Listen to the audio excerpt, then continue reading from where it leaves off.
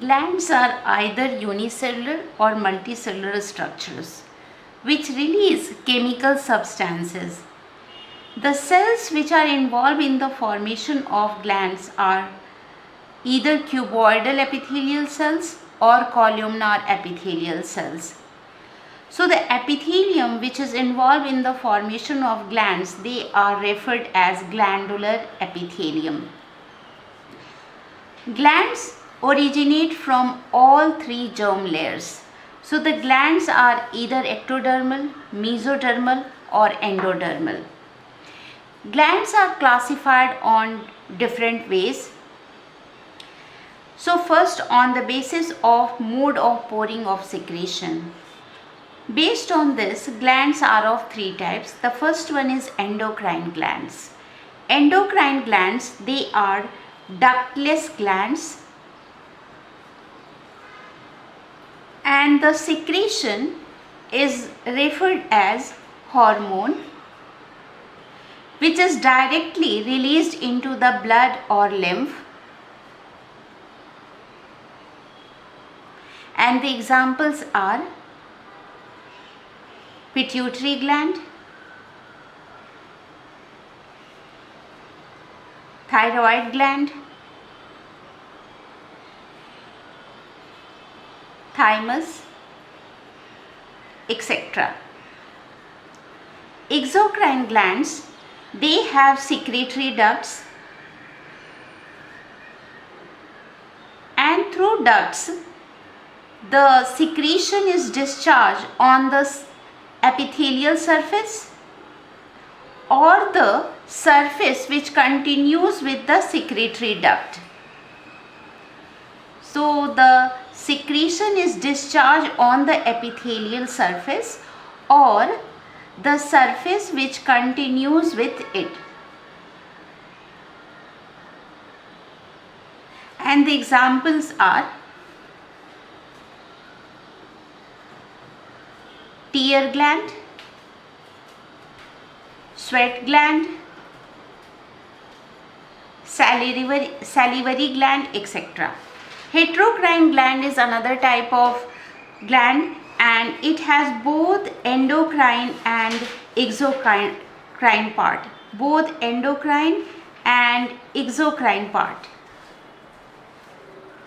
Examples are pancreas and gonad.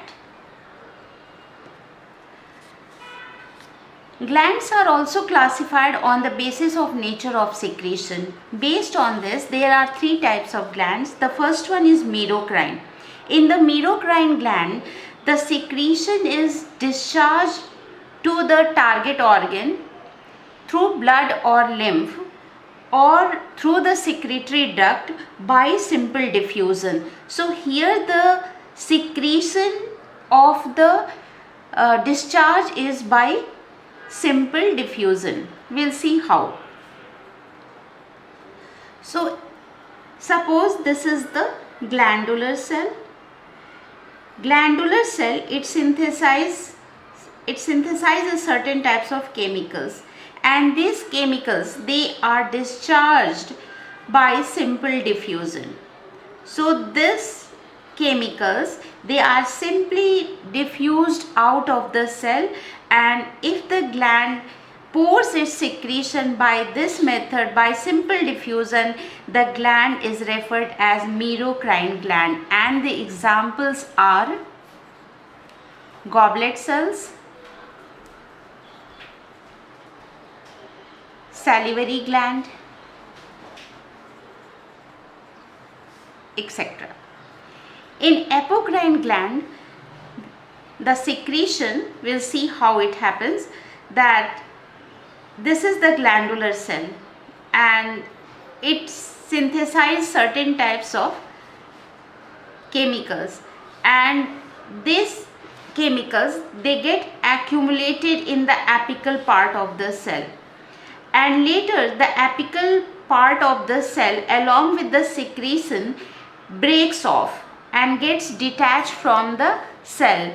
And if the secretion occurs in this way in a gland, the gland is referred as apocrine gland. And this example of this type of gland is mammary gland.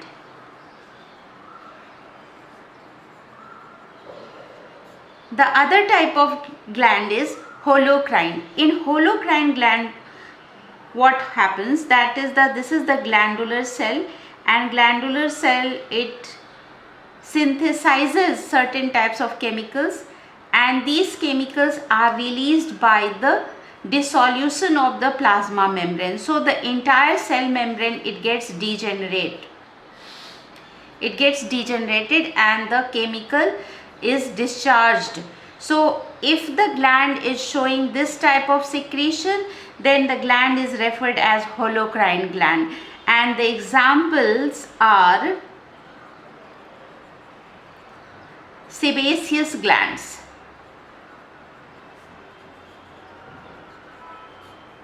The glands are further classified on the basis of number of cells. So the glands could be unicellular gland. It means the gland is made up of only one cell, and the example is goblet cell. The glands could be multicellular, means that the gland is composed of many cells. Examples are pancreas or pituitary gland or gonads, etc. Glands are further classified on the basis of their shape. So it can be simple or it can be compound. The first one is simple tubular gland. In simple tubular gland, we'll see the structure. It is simple tubules shape, and this type of gland is present in the intestinal gland.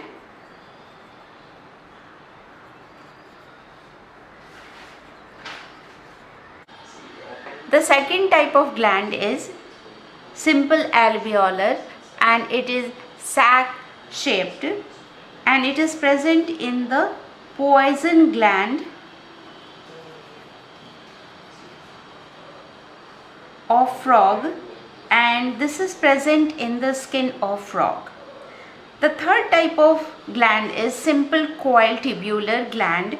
So its shape is like this, that is at the distal end it is coiled, and this type of gland is present in the sweat gland. The next type of gland is branch tubular gland. So branch tubular gland, it is like this, and this type of gland is present in the gastric gland.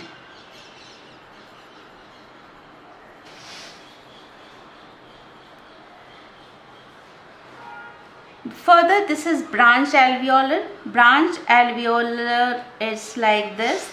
Here you can see this is sac-like structure, and which is branched, and this type of gland is present in the sebaceous gland.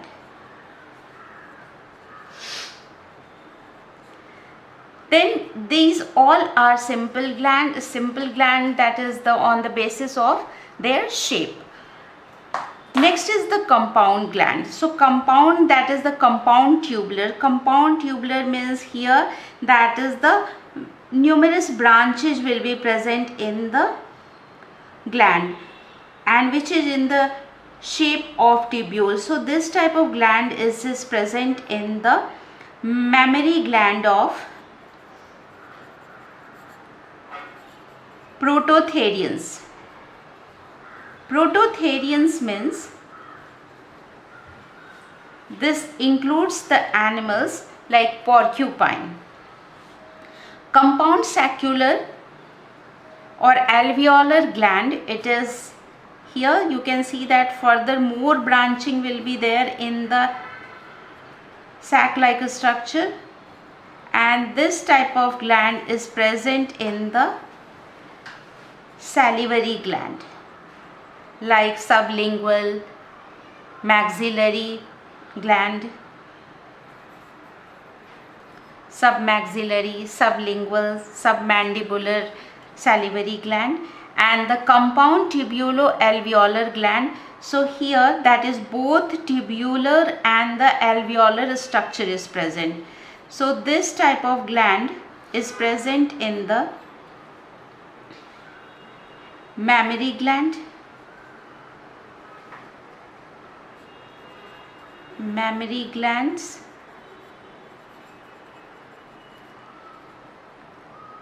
Cowper glands, Bartholin glands, etc. Glands are further classified on the basis of secretion. That is, based on that, the first one is serous gland. Serous glands have watery secretion, and the examples are sweat glands. Mucus gland is another type. Here the secretion will be mucus, and the example is goblet cells.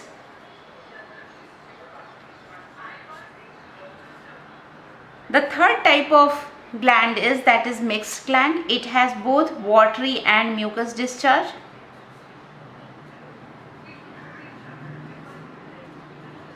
And the example is pancreas. So this was all about the glands.